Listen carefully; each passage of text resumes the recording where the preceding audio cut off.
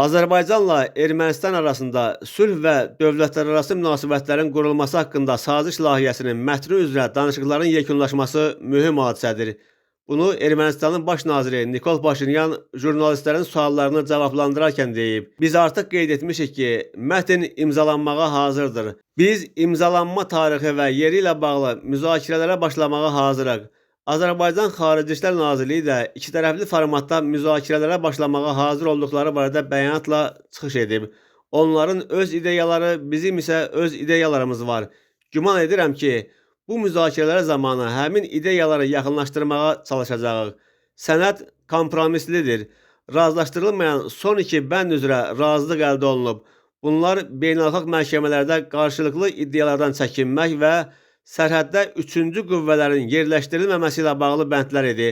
Onlar sülh sazişi qüvvəyə mindikdən sonra həyata keçirilməlidir, deyə Ermənistanın baş naziri qeyd edib.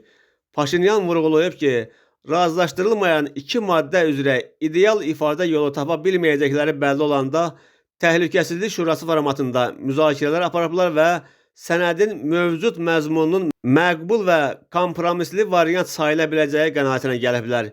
Bu şərtlər daxilində sazişin mətni Ermənistan üçün məqbuldur. Biz qərar verdik. Çünki bunun kompromisli mətn olduğunu hesab edirik.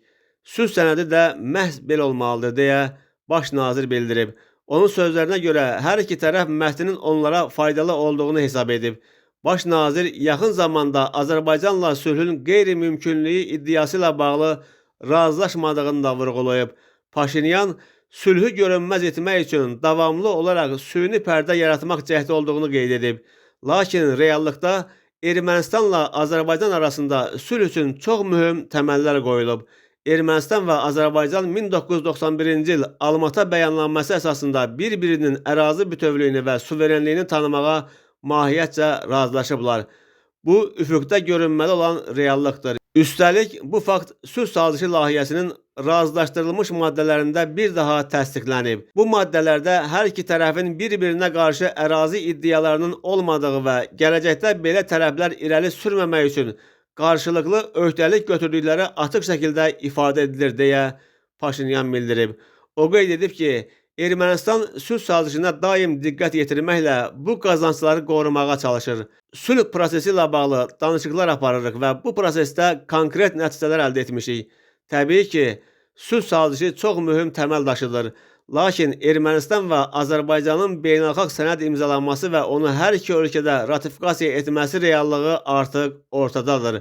Üstəlik, sərhədin bəzi hissələrinin müəyyənləşdirilməsi prosesi başa çatıb.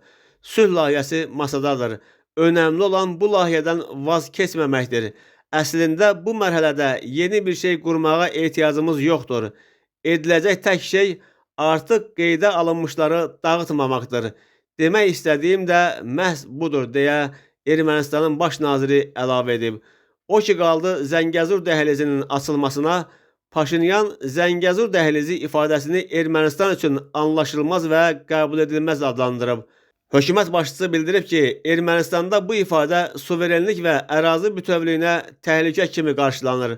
Onu da qeyd etmək istərdim ki, regional kommunikasiya xətlərinin açılmasını ən çox müdafiə edən bizik.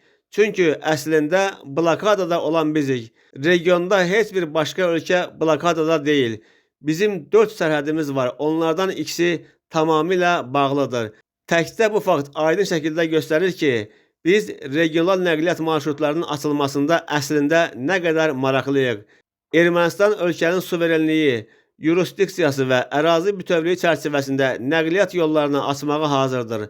Ermənistan öz ərazisi vasitəsilə Azərbaycanın qərb rayonları ilə Naxçıvan arasında nəqliyyat əlaqəsini təmin etməyə hazırdır, deyə Paşinyan vurğulayıb. Qeyd edək ki, Azərbaycan Xarici İşlər Nazirliyi bugün bəyanatla çıxış edərək Ermənistanla sülh müqaviləsi mətni üzrə danışıqların başa çatdığını açıqlayıb.